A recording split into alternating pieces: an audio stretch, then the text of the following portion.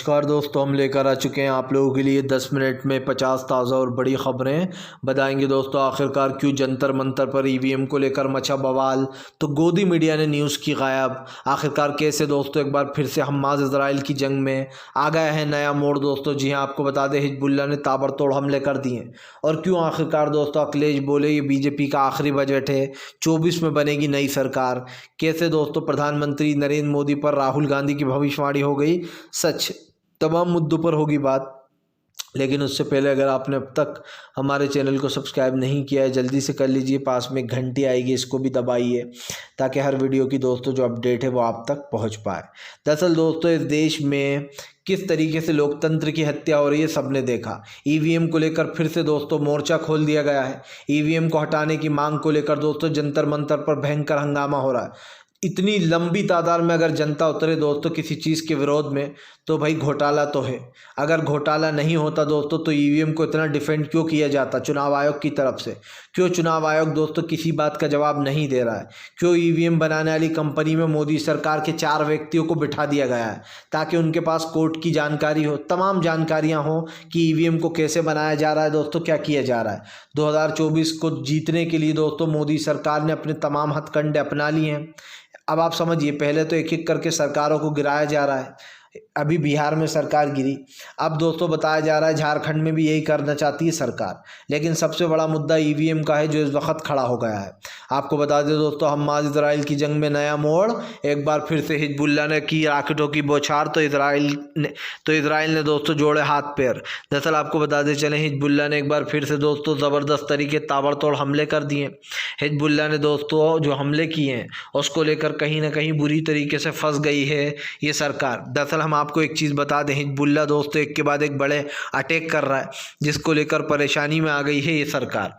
आपको बता दें हिजबुल्लाह ने कल रॉकेटों की बौछार कर दी, जिसके बाद इजराइल ने उससे ख़ास करके डील की बात की है कि हम जो यहाँ पर समझौता चाहते हैं हिजबुल्लाह से। लेकिन दोस्तों हिजबुल्लाह समझौता नहीं करने वाला। आपको बता दें चले दोस्तों प्रधानमंत्री नरेंद्र मोदी के ऊपर भड़की ममता बनर्जी बोली तमाम विपक्षों को सलाखों के पीछे डाला जा रहा है चुनाव से पहले। अगर मुझे भी सलाखों के पीछे डाला गया तो मैं कुछ भी कर बाहर आ जाऊंगी। उन्होंने कहा कि क्या हम सब चोर हैं और ये सब लोग संत थे। उन्होंने कहा कि फिलहाल खाली बर्तन सबसे ज़्यादा आवाज़ करता है, जो खाली बर्तन होता है वही बचता है सबसे ज़्यादा। उन्होंने कहा कि ये चोरों के सबसे बड़े चोर हैं।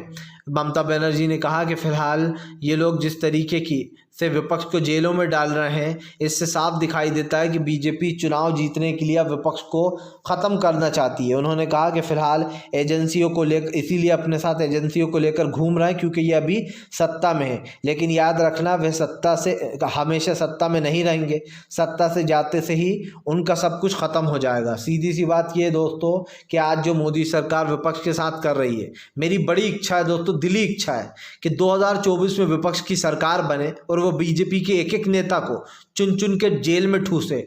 जिन लोगों ने दोस्तों बेईमानी का अड्डे खोल रखे हैं, जो लोग दोस्तों आप समझिए करप्शन, महिलाओं के साथ दोस्तों छेड़खानी या फिर रेप जैसी घटनाओं को तक अंजाम दिया है बीजेपी के नेताओं ने और बचे पड़े हुए हैं, उन लोगों के ऊपर सख्त से सख्त कार्रवाई भी होगी। सरकार बदलेगी तो और इनकी पोलें भी खुलेंगी कि इन्होंने क्या क्या घोटाले किए हैं, किस किस के ऊपर दोस्तों जो है यहाँ पर इन्होंने जासूसी कांड जो हुआ था, ये तमाम मुद्दे खुलेंगे जब नई सरकार आएगी। तो कैसे राइफल डील में बड़ा घोटाला हुआ था, इन सब मुद्दों को दबाया गया है क्योंकि अभी बीजेपी सत्ता में।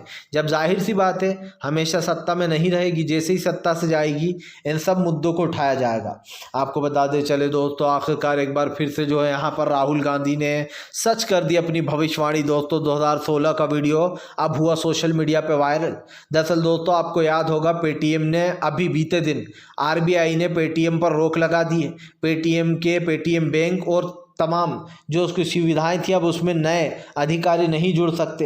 दोस्तों राहुल गांधी की ये भविष्यवाणी सही हो रही है।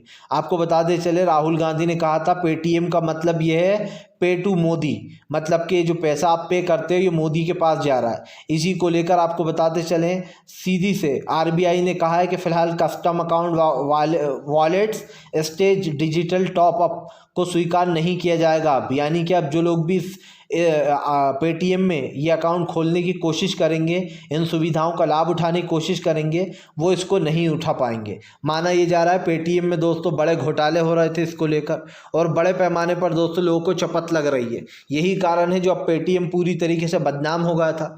लोगों ने फ़ोन पे का यूज़ करना ज़्यादा कर दिया था शुरू। इसीलिए दोस्तों एक समय ऐसा था जब सबसे ज़्यादा पेटीएम चलता था, लेकिन आज पेटीएम में क्या घोटाले हुए। और सबसे बड़ी बात, राहुल गांधी की वो भविष्यवाणी सच हो गई जो उन्होंने कहा था कि पेटीएम का मतलब भी पेटू मोदी है। याद कीजिए, राहुल गांधी ने एक बार ये भी चेताया था कि इस देश में कोरोना आने वाला है। तब बीजेपी के नेताओं ने राहुल का मजाक उड़ाया था और कहा था कि कोरोना वोरोना कुछ नहीं है, राहुल लोगों को डरा रहा है, भरम फैला रहा है। लेकिन जब कोरोना आया दोस्तों तो पूरे देश को तबाह करके चला गया। इतनी मौतें हुई कि आप पूछिए मत। उस वक्त बीजेपी के नेता सर खुजा रहे थे और सोच रहे थे दोस्तों कि वाकई में राहुल गांधी ने सही कहा था। यही फ़र्क है दोस्तों, यही फ़र्क है एक पढ़े लिखे पीएम में और एक दोस्तों चौथी पास पीएम में। यही फ़र्क होता है जो अरविंद केजरीवाल कहते हैं ना कि चौथी पास पीएम है, चौथी फेल पीएम है। वो गलत नहीं कहते हैं दोस्तों। चौथी पास राजा जो वो बोलते रहते हैं, वो पीएम को ताना मारते हैं। लेकिन दोस्तों ये ताना कहीं ना कहीं सच भी साबित होता है, क्योंकि राहुल गांधी पीएम नरेंद्र मोदी से कई बेहतर साबित होंगे। आप देख लेना जिस दिन वो देश के पीएम बनेंगे। आपको बता दें चले दोस्तों, फाइनली ईवीएम को लेकर पूरे देश भर में खुल गया मोर्चा। तो आखिरकार मीडिया क्यों है नदारत? दरअसल दोस्तों मीडिया को इंस्ट्रक्शन दी गई है कि देखो भैया, ईवीएम पर जितने भी मोर्चे खुल रहे हैं, जितने भी प्रोटेस्ट हो रहे हैं, उनको कवर मत करना, टीवी पे बिल्कुल मत चलाना, क्योंकि लोग और जुड़ते चले जाएंगे और ये बड़ा मुद्दा बनता जाएगा। इसलिए दोस्तों कल जब इतना बड़ा जंतर मंतर पर ईवीएम के खिलाफ दिल्ली के जंतर मंतर पर बवाल हुआ, लोगों ने कहा कि वीवीपैट और ईवीएम में जो घोटाले हो रहा है इसे हटाया जाए, सीधे सीधे दोस्तों उससे पेपर से चुनाव कराया जाए। लेकिन दोस्तों आप समझिए, बीजेपी कतई ये नहीं होने देना चाहती कि फ़िलहाल दोस्तों ईवीएम और वीवीपैट को हटाकर बैलेट से चुनाव हो, क्योंकि पहले भी बैलेट पेपर से चुनाव होता था। कांग्रेस की सरकार आती थी, याद होगा आपको, कभी भी बीजेपी सत्ता में बहुत कम आती थी।